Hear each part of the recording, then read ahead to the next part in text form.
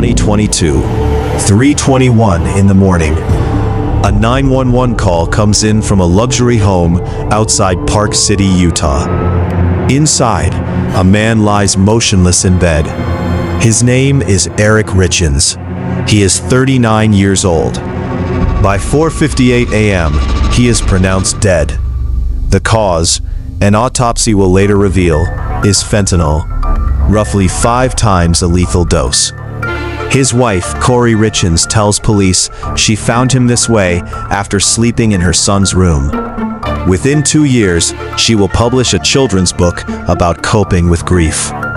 So here's the question that will haunt this case for the next 4 years. Was Kouri Richins a victim of America's fentanyl crisis, or was his own wife the dealer? But to understand how we got here, we need to go back further. Kouri Richins, born in 1990, and Kouri Richins, born in 1982, built what looked like a model American life. They lived in Park City, Utah, a wealthy ski town. They had 3 young sons. Kouri worked as a real estate agent.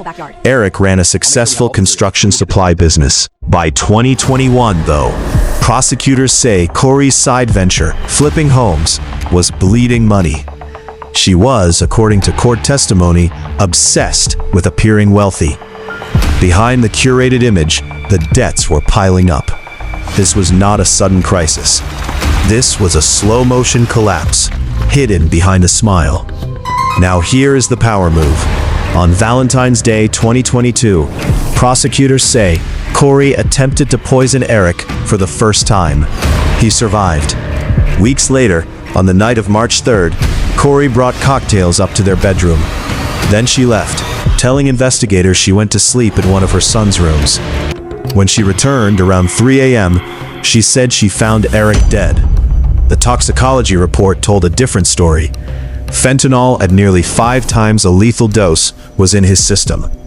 Prosecutors allege Kouri had asked 2 acquaintances for what she called the Michael Jackson drug. One of those acquaintances, a man named Jacob Crozier, later admitted he had sold fentanyl pills. This was not an accident. A man does not accidentally ingest 5 times a lethal dose of fentanyl in his own bed. So how did the world respond? At first, with sympathy. Kouri's death was treated as a tragedy, possibly drug-related, in a state already devastated by the opioid epidemic. Utah, like much of the American West, has watched fentanyl deaths multiply for years. For a moment, Kouri Richins fit a familiar, heartbreaking pattern. A grieving widow, a husband lost to drugs. But investigators kept digging, and what they found didn't fit a tragedy. It fit a motive. Kouri's family grew suspicious almost immediately. They hired a private investigator.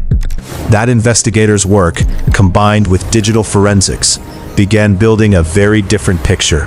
One centered on money, and on a side of Kouri's life nobody had seen.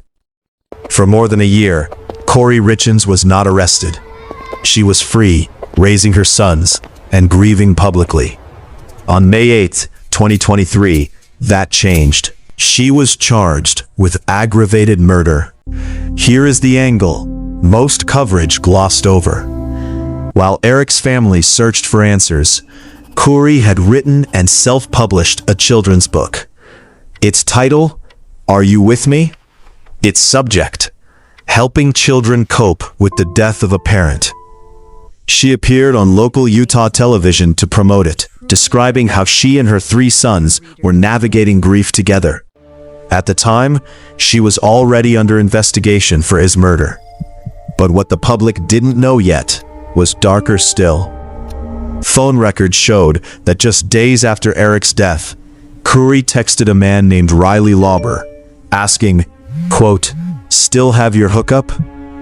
Investigators say Lauber and Crozier's phones placed them near a gas station around the same time Kouri died. There was also Robert Josh Grossman, described in court as Kouri's ex-boyfriend, who testified at times in tears about their relationship.